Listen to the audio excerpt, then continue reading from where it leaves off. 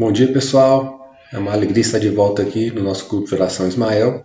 E vamos, no dia de hoje, dar sequência nas nossas atividades, inaugurando uma fase nova do nosso trabalho. Vai ser um bloco especial de orações pelas fases da vida.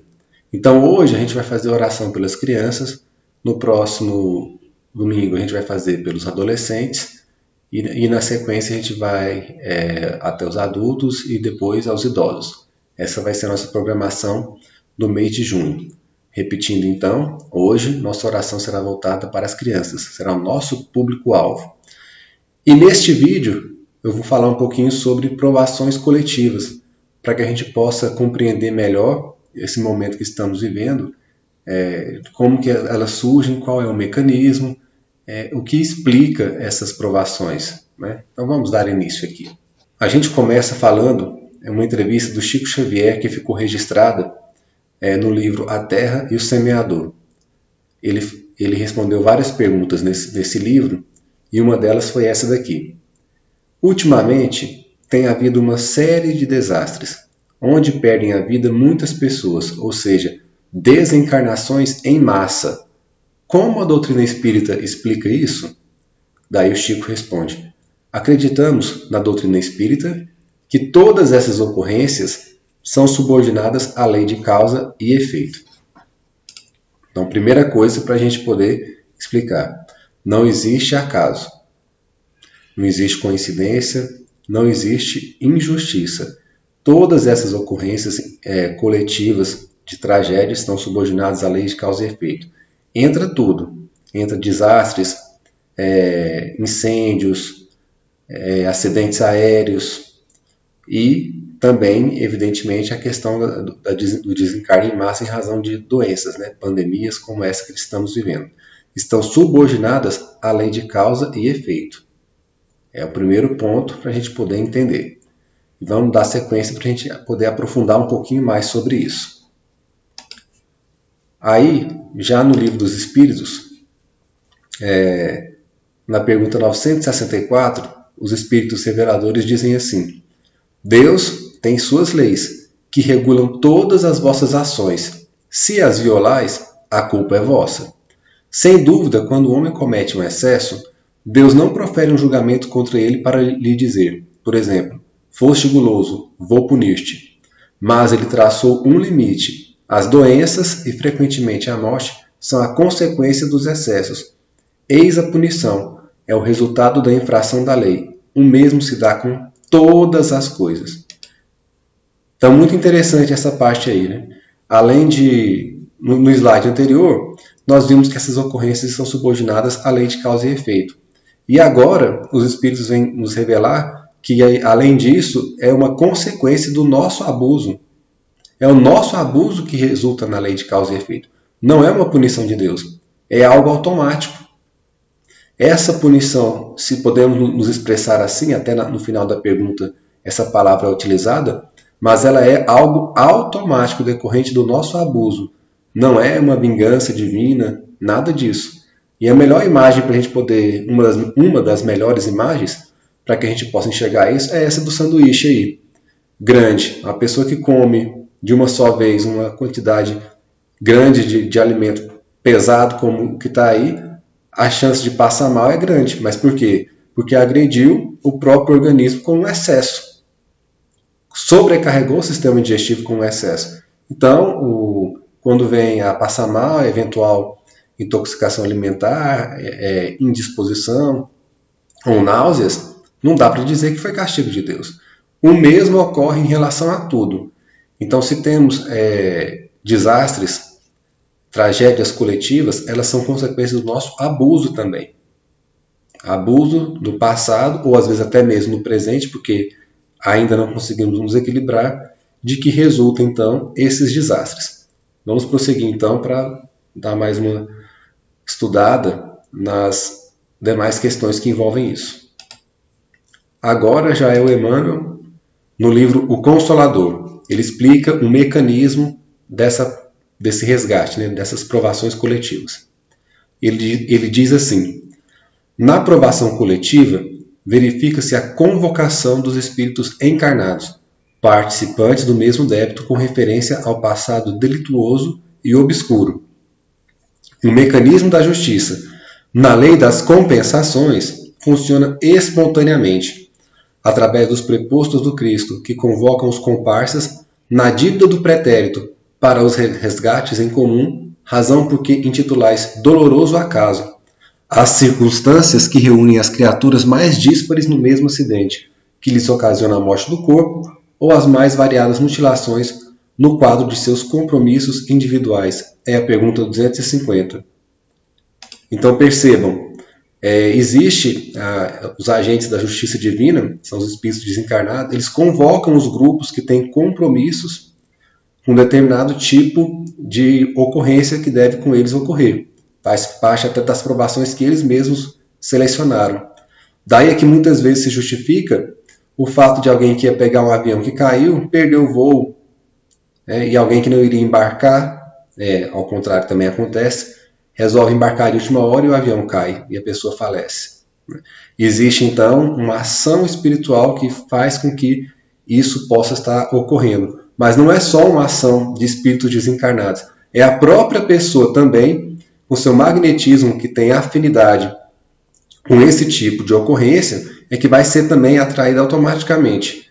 Os espíritos prepostos, como é colocado aí, eles apenas auxiliam a organizar, mas é uma atração magnética também natural, como a gente vai ver mais de forma clara no slide a seguir, que vem nos mostrar como que é um mecanismo de vibração que se acumula para depois densificar sobre o planeta e explicar os cataclismos e tudo mais. Vamos ver então. O próximo slide é do livro Há 2000 anos, também com Emmanuel. Essa passagem é uma passagem do Cristo.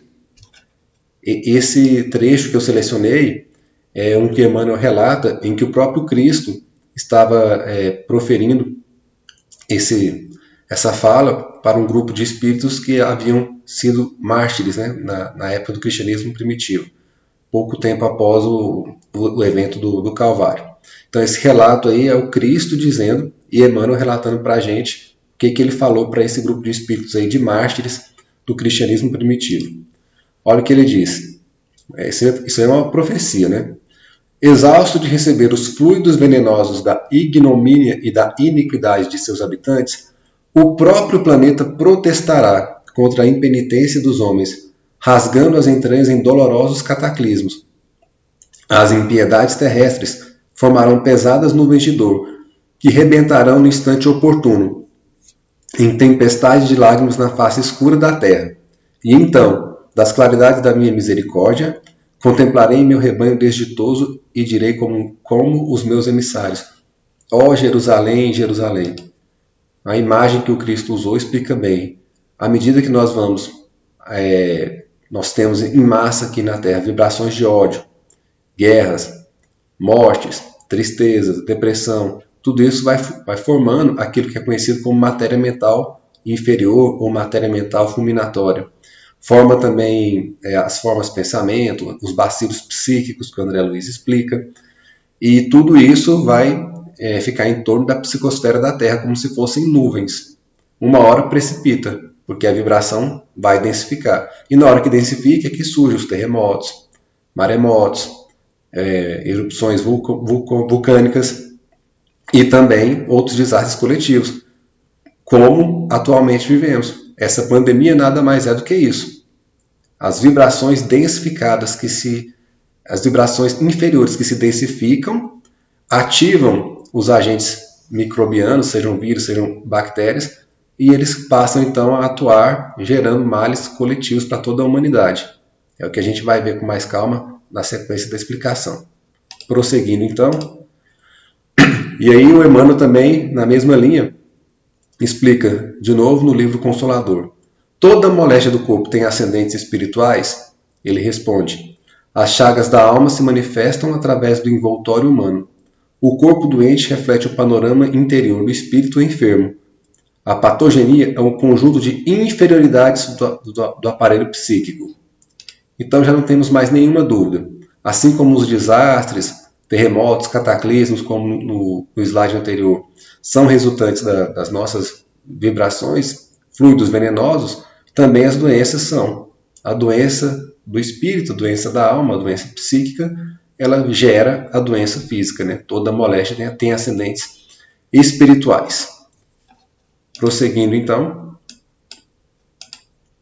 Aqui é um relato de André Luiz, onde a gente vai comentar o último slide para finalizar a parte de explicação e partir depois para o nosso mantra. É muito interessante. André Luiz está, essa passagem do livro Os Mensageiros, está acompanhando o Aniceto numa excursão pela crosta, e ele vê que na via pública existem várias manchas escuras. Aí ele pergunta então para o Aniceto o que são essas manchas escuras, e ele vai explicar o que é e o que causa, né? Vamos ver aqui a passagem. São nuvens de bactérias variadas. Flutuam quase sempre também em grupos compactos, obedecendo ao princípio das afinidades. Observem os grandes núcleos pardacentos ou completamente obscuros. São zonas de matéria mental inferior, matéria que é expelida incessantemente por certa classe de pessoas. Se demorarmos em nossas investigações, veremos igualmente os monstros que se arrastam nos passos das criaturas, atraídas por elas mesmas. E, imprimindo grave inflexão às palavras, considerou: tanto assalta o homem a nuvem de bactérias destruidoras da vida física, quanto as formas caprichosas das sombras que ameaçam o equilíbrio mental. Como veem, o orai e vigiai do Evangelho tem profunda importância em qualquer situação e a qualquer tempo. Daria para a gente explicar várias coisas com esse slide aí, né? Em resumo, a gente pode extrair de informações mais importantes, levando em consideração o tempo pouco que nós temos, é que a matéria mental é expelida através das nossos pensamentos e sentimentos inferiores, gera isso, nuvens de bactérias destruidoras da vida física. Então, se isso ocorre em nível individual, segundo o princípio das afinidades que o Aniceto colocou aí, ocorre também em nível coletivo. Daí vai agindo nos agentes de micro-organismos virulentos ou bacterianos ou de qualquer outra natureza, gerando assim as pandemias. É o mesmo processo, né? Desequilíbrio orgânico, desequilíbrio psíquico que gera o desequilíbrio orgânico. E como o desequilíbrio é coletivo, vem uma doença coletiva numa pandemia. E o mais importante aí, né, ou uma das coisas mais importantes, é o orai e vigiai, a importância da oração.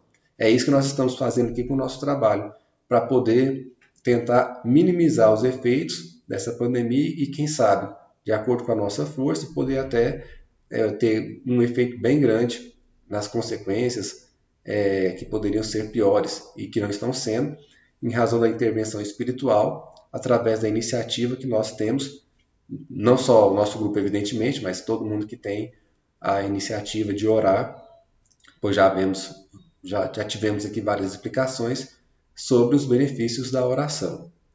Então, é muito importante a gente estar sempre com vigiar e orar, para que é uma proteção mesmo, a proteção até contra essa matéria mental inferior que existe e nos circunda o tempo todo. Passando, enfim, ao foco da oração, o mantra que a gente vai pegar é esse aí da Meimei, mensagem da criança. Ensina o trabalho, a humildade, o devotamento e o perdão. Esses ensinamentos são que as nossas crianças mais precisam para que essa nova geração possa vir com uma mente mais equilibrada e poder alterar essa realidade total de matéria mental inferior nos circundando. Gradativamente essa realidade pode ser alterada, vai depender da renovação da nossa mente, e as crianças terão então, enquanto nova geração, essa possibilidade, se a gente fizer um trabalho nosso bem feito, nas orações e também, claro, na educação de todas elas, né? Então, repetindo o mantra, ensina o trabalho, a humildade, o devotamento e o perdão. Nós vamos dizer isso por 3 vezes. Era isso que eu tinha para passar hoje. Às 11 horas daremos início ao nosso trabalho. Muito obrigado a todos e até lá!